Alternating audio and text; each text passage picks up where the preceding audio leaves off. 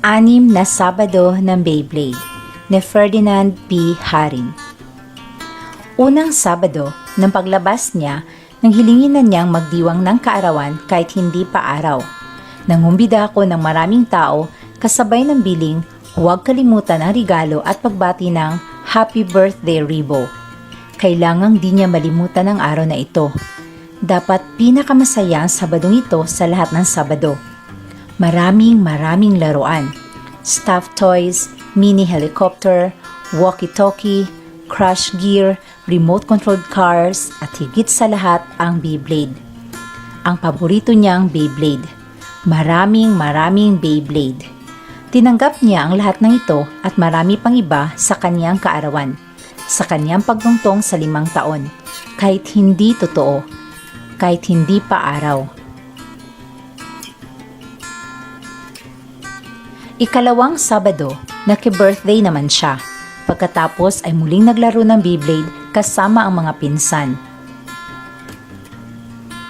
3 araw bago dumating ay ikatlong Sabado, sorpresa ko siyang dinalaw. Unti-unti na siyang nanghihina. Bihira na siyang ngumiti. Hindi na niya makuhang laruin ng Beyblade, bagamat ayaw niya itong bitiwan sa loob ng kanyang kamay o di kaya'y bulsa. Ang nakapangangalit, unti-unti na namang nalalagas ang kanyang buhok.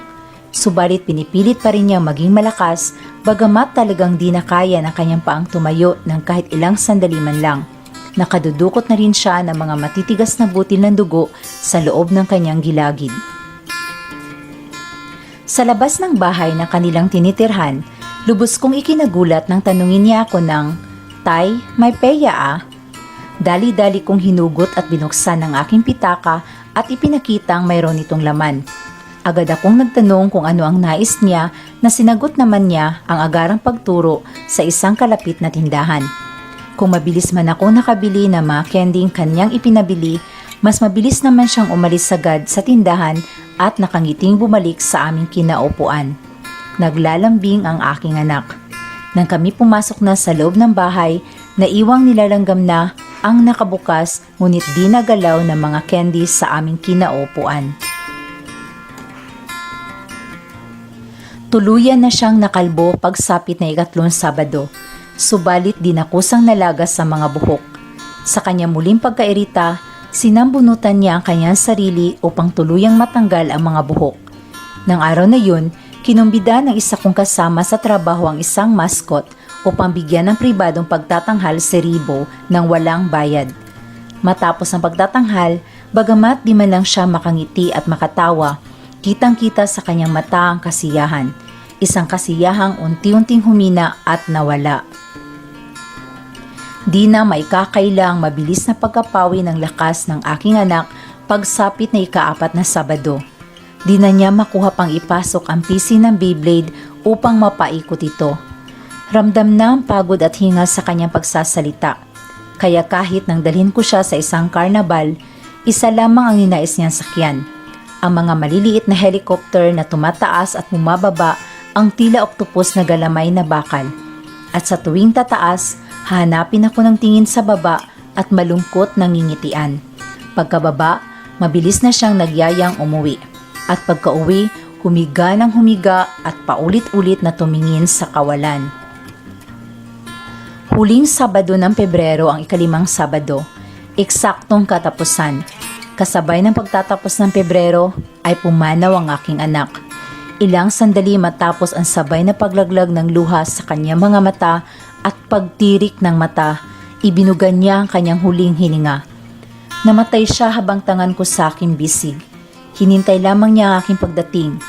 Di na kami nakapag-usap pa dahil pagpasok ko pa lang sa pinto ay pinakawalan na niya ang sunod-sunod na palahaw ng matinding sakit na di nais danasin ng kahit sino. Sige na, Bo. Salamat sa 4 na taon. Mahal ka namin. Paalam.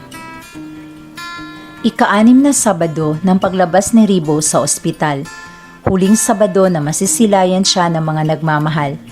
Wala na ang Beyblade at ang may-ari nito. Payapa na sila na nakahimlay sa loob ng kabaong, magkasamang tutungo sa lugar na walang sakit, walang gutom, walang hirap. makayapang magpapaikot at iikot, maglalaro ng maglalaro, habang kaming mga naiwan ay paglalabanan at pag-aaralang tanggapin ang kirot ng pagkalungkot. Ang wakas ng kwento. At upang higit mong maunawaan ang kwento, ilahad mo ito gamit ang isang grapikong presentasyon o timeline. Kopyahin sa sagutang papel ang kasunod na timeline.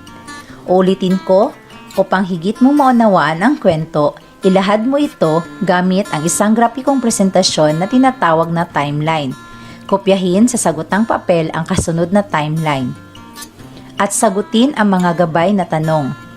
Una, sa iyong palagay, bakit pinamagatang Beyblade ang bahagi ng kwento na iyong binasa? Ulitin ko, sa iyong palagay, bakit pinamagatang Beyblade ang bahagi ng kwentong iyong binasa? Ikalawa, paano nagwakas ang kwento? Ikalawa, paano nagwakas ang kwento? Pangatlo, kung ikaw ang mayakda, ganito rin ba ang iyong gagawing wakas? Bakit? Kung ikaw ang mayakda, ganito rin ba ang gagawin mong wakas? Bakit? Pang-apat, sumulat ng sariling wakas ng kwento na may uring makabanghay. Ilahad mo ito sa pamamagitan ng isang grapikong presentasyon. Ulitin ko, sumulat ng sariling wakas ng kwento na may uring makabanghay. Ilahad mo ito sa pamamagitan ng isang grapikong presentasyon. At panghuling katanungan, anong uri ng teksto ang iyong binasa? Anong uri ng teksto ang iyong binasa? At paano ito naiiba sa iba pang uri ng teksto? At dito nagwawakas ang ating aralin sa isa na namang kwentong makabanghay sa Aralin 1.1 ng Asignaturang Filipino. Huwag kalimutang i-like, i-subscribe ang YouTube channel na Asignaturang Filipino para sa karagdagang kaalaman. Maraming salamat po.